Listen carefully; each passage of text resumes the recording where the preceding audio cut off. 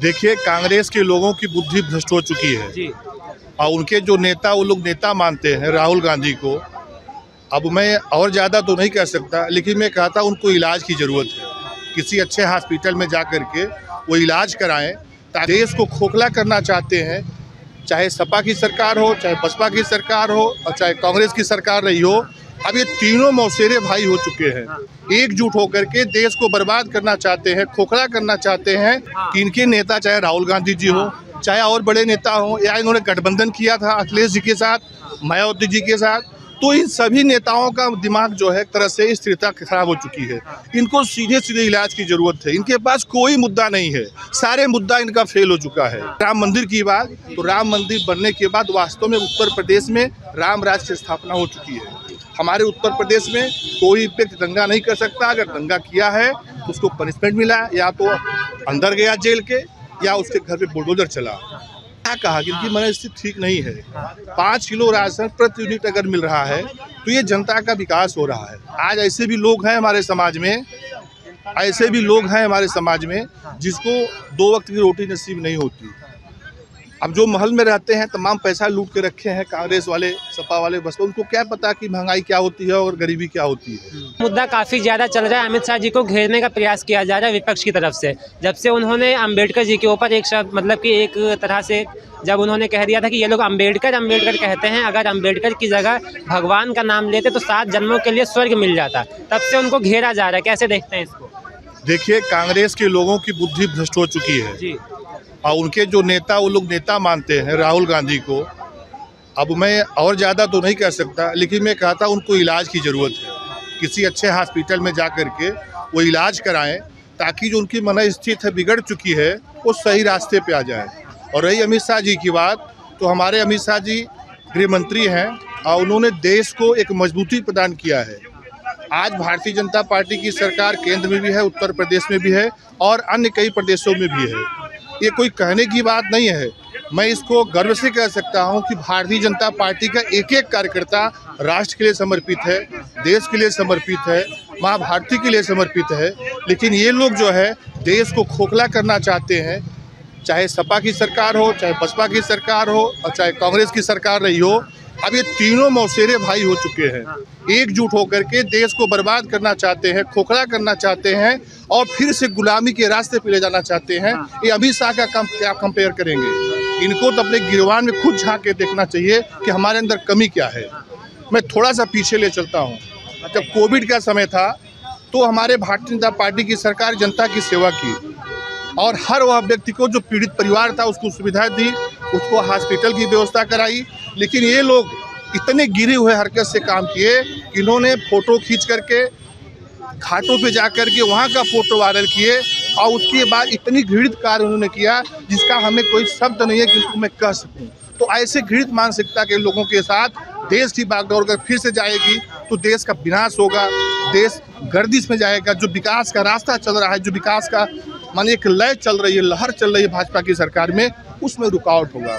लेकिन मैं एक चीज़ और कहना चाहूँगा कि यहाँ की जनता जो डिसीजन लिया है 2014 से और 19 में और उसके बाद 24 में इतिहास कायम किया है और इनको सीधे बाहर का रास्ता दिखाया है। ये बाहर बैठे रहेंगे तो यहाँ का विकास होगा। जनता ने डिसीजन ले लिया है। बीजेपी सबका साथ सबका विकास की बात करती है, वहीं पर विपक्ष उसी को उल्टी तरीके से बोल देता है। वो कहता है सबका साथ सबका विकास नहीं, सबका साथ सबका विनाश हो रहा है। आप कैसे? मैंने क्या कहा कि इनके नेता, चाहे राहुल गांधी जी हो, चाहे और बड़े नेता हो, या इन्होंने गठबंधन किया था अखिलेश जी के साथ, मायावती जी के साथ, तो इन सभी नेताओं का दिमाग जो है एक तरह से स्थिरता खराब हो चुकी है। इनको सीधे सीधे इलाज की जरूरत है। इनके पास कोई मुद्दा नहीं है, सारे मुद्दा इनका फेल हो चुका है। अब इनके पास सिर्फ एक चीज़ रह गया है, किसी तरह भाजपा अगर विकास कर रही है तो उसको एक तरह से लोग चाहते हैं दौड़ा लो, वो भी नहीं कर पा रहे हैं। इतने कार्यकर्ता का हुजूम 144 करोड़ जनता देश की भारतीय जनता पार्टी की सरकार के साथ है और आगे भी रहेगी। अभी देखिए 27 का चुनाव है, इन्होंने भी उपचुनाव में कितनी भयंकर हार की। हमारी सरकार 7 सीटों पर चुनाव जीत के आई कि नहीं आई? लेकिन विपक्ष वाले हार स्वीकार नहीं करते। वो कहते हैं ईवीएम की वजह से ये लोग चुनाव जीत लेते। जो गलत होते हैं ना, वो कभी अपने आप को गलती नहीं मानते। यदि वो गलती मान लें तो देश के विकास में रोड़ा काहे का है। आज 55 साल देश यहाँ कांग्रेस की राज थी, सरकार चल रही थी, लेकिन उन्होंने अपाहिज कर दिया था जनता को, देश को अपाहिज कर दिया।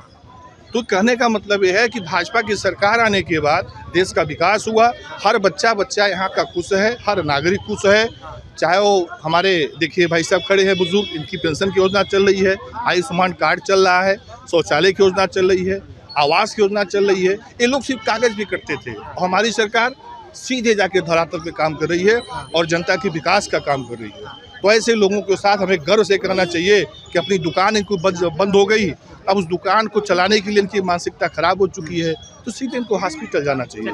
बात अभी संभल हिंसा की कर लेते हैं। वहाँ पर विपक्ष की तरफ से ये कहा जा रहा है कि जो पुराना भाईचारा था उस पर गोली चलाने का काम किया गया बीजेपी की तरफ से। ऐसा कुछ नहीं है, ये सिर्फ आपने कहा ये लोग मुद्दा सिर्फ एक बताते हैं, इनके पास कोई मुद्दा नहीं है।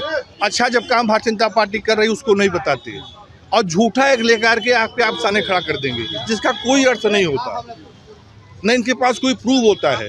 तो ऐसे स्थिति में मैंने एक सीधे कह रहा हूँ कि देश को बर्बाद करना चाहते हैं, इनका विदेश के लोगों से फंडिंग है और तमाम लोग यहाँ पे आकर के हमारे भारत के अमन चैन को बर्बाद करना चाहते हैं, इसमें सहभागिता कर रहे हैं और उनको बढ़ावा देने की कोशिश कर रहे हैं। लेकिन यहाँ की जनता दृढ़ संकल्प होकर के भाजपा के साथ खड़ी है, विकास के रथ को आगे बढ़ाने में पूरा सहयोग कर रही है। अच्छा, क्या ऐसी वजह कि विपक्ष वालों को बीजेपी की का किया हुआ विकास कोई भी नजर क्यों नहीं आता है? वो सब जानते हैं, लेकिन चूंकि उनको पच नहीं रहा है, वो कैसे अपने जुबान से कहें, उनका जुबान जो है कैसे चले। जैसे आप समझिए कि आपका पूरा फैमिली है, आपके फैमिली में ऐसा नहीं कि सभी लोग कमा रहे हो, ठीक है ना, एक आदमी कमाता है 10 परिवार खाते हैं, लेकिन प्रशंसा सब लोग करते हैं। तो ये लोग सिर्फ देश का अन्न भी खा रहे हैं और देश के खिलाफ राजनीति भी कर रहे हैं, इनकी मानसिकता भिन्न हो चुकी है। अभी बात राम मंदिर की कर लेते हैं। पहले विपक्ष वाले कह रहे थे राम मंदिर बनना बहुत मुश्किल है, मतलब एक तरह से संभव ही नहीं है, लेकिन जब बीजेपी की सरकार में बना तो उनका कहना बीजेपी ने तो बनवाया ही नहीं है, ये तो सुप्रीम कोर्ट ने बनवाया, तो इसमें बीजेपी को क्रेडिट जाना ही नहीं चाहिए। देखिए राम मंदिर का बहुत बड़ा मैटर था और सबको ये भ्रम था कि जब मंदिर स्टार्ट होगी, काम चालू होगा, विवाद होगा वहाँ पे, लेकिन हमारी सरकार भारतीय, और ये भी बड़े गर्व के साथ मैं कह सकता हूँ कि परिंदा पर नहीं मार सका और जो न्याय हुआ, न्याय के साथ वहाँ मंदिर बनाई गई और प्रभु श्री राम के जन्म स्थान पर इन्होंने राजनीति किया। ऐसे तुच्छ मानसिकता लोगों के से आप क्या उम्मीद रख सकते हैं और क्या इनसे भावना रख सकते हैं? इनकी मानसिकता भिन्न हो चुकी है। ये जब भगवान राम के खिलाफ राजनीति कर सकते हैं, ये भगवान राम को काल्पनिक बताते हैं, ऐसा हमने सुना है, देखा भी है, चाहे राहुल हो चाहे अखिलेश जी हो। प्रभु राम का मंदिर का प्राण प्रतिष्ठा और अखिलेश जी वहाँ गए तक नहीं, उल्टा उन्होंने सियासत किया। तो जो आदमी धर्म के साथ, धर्म के खिलाफ राजनीति करता हो, अपने राष्ट्र के खिलाफ राजनीति करता हो, उस व्यक्ति को ये लोकतंत्र राजनीति करने का अधिकार है, लेकिन जनता उनको नहीं बख्शेगी। जनता उन्हें बाहर का रास्ता दिखाया। और रही राम मंदिर की बात, तो राम मंदिर बनने के बाद वास्तव में उत्तर प्रदेश में राम राज्य की स्थापना हो चुकी है। हमारे उत्तर प्रदेश में कोई व्यक्ति दंगा नहीं कर सकता, अगर दंगा किया है तो उसको पनिशमेंट मिला, या तो अंदर गया जेल के, या उसके घर पे बुलडोजर चला, और हमारी सरकार न्याय कर रही है। जब बीजेपी हिंदू राष्ट्र की बात करती है तो फिर विपक्ष वाले घेरने लगते हैं, कहते हैं हिंदू राष्ट्र बनाना तो बहुत ही मुश्किल है, सारे लोग जैसे रहते हैं वैसे ही रहेंगे। देखिए ये मैंने आपसे कहा ना कि राष्ट्र और देश इनके जेहन में नहीं है, ये रहते हिंदुस्तान में है, खाते यहाँ के हैं, पहनते यहाँ के हैं, कारोबार यहाँ करते हैं, लेकिन ख्वाब इनका बाहर से है। क्योंकि इनको बाहर से फंडिंग की जाती है, तो ये भारत के नहीं हो सकते। हमें कहना खुले शब्दों से मैं कह रहा हूँ कि भारतीय जनता पार्टी की सरकार आने के बाद इनकी सारी दुकान बंद हो चुकी है। कुछ समय और बीतने दीजिए, देखिए इसे रोड पर टहलेंगे लोग। आने वाले समय में अगर हम विधानसभा चुनाव की बात करते हैं, 2 साल है उत्तर प्रदेश में, योगी आदित्यनाथ जी 2 बार सीएम बने हैं, तीसरी बार क्या लग रहा है कि कौन से मुद्दे बीजेपी इस बार उठाने वाली है? देखिए हमारी सरकार, आपने कभी सुना भी होगा कि सबका साथ सबका विकास, सबके विश्वास साथ काम करती है। हमारे पास वही मुद्दा है। हमारा मुद्दा राष्ट्र मजबूत हो, हमारा मुद्दा यहाँ का जनमानस मजबूत हो, यहाँ का विकास हो।